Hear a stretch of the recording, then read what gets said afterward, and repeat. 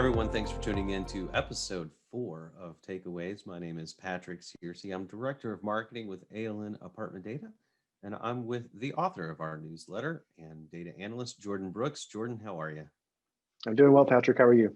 Doing great. You had a great article this month, is Class A properties feeling the squeeze. Class A properties have been especially impacted this year for a couple of reasons, but particularly the stabilized Class A has been more precisely hit.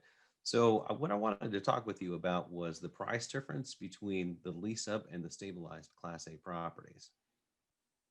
So at the national level, there's about a $150 gap between the average rent for a lease-up property and the average rent for a stabilized Class A property.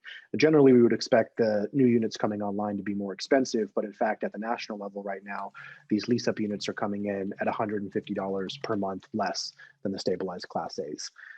And you also had mentioned that there were a couple of factors that impacted Class A more generally this year. And just to kind of point those out for our viewers, the first factor really is just the new construction pipeline. We've already delivered more new units this year than last year, so it's continued to be active this year. And of course, that's competition for Class A properties more than it is for the B's, C's, and D's. So the new construction pipeline factors in on this conversation. And then also, just kind of across the board in some different metrics this year, we've seen sort of a flight to affordability, a little bit more price sensitivity on the part of renters this year. And so, obviously that's a headwind for Class A as well. Well, you mentioned this $150 gap between the stabilized and lease-up properties. There's sure to be areas or markets where that isn't true, right? And at least not to the same extent that we've just talked about, or that is talked about in the article. Right, right. So if you look at a market by market basis around the country, still more than 60% of markets have new units coming in at a higher price point than their stabilized Class A. So this isn't a phenomenon that we're seeing across the board around the country. It's more specifically concentrated in the large, expensive markets. So, Boston, New York, San Francisco, Oakland, were some of the areas I think mentioned in the newsletter. That's where we're really seeing it. And that's where we're seeing, in fact, that the gap is greater than $150 that, is the national average. And so really it's a certain profile of markets that are kind of skewing the national numbers in this direction. Generally speaking, we talk about what's next for you, but it's closing in on the end of 2020, and I'm sure everybody's breathing a sigh of relief on that. But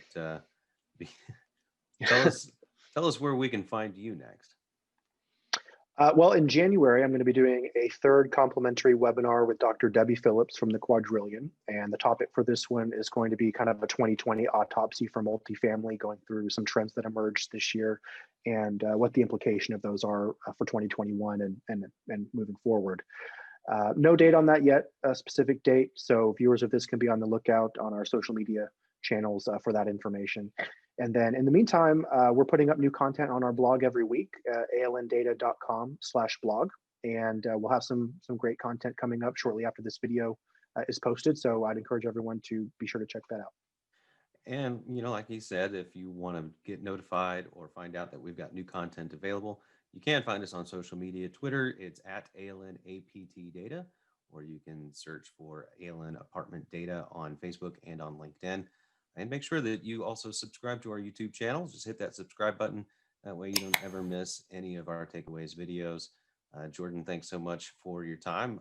It's a happy Thanksgiving to you and yours, and we look forward to chatting with you again. You too, Patrick. Thanks. See you soon.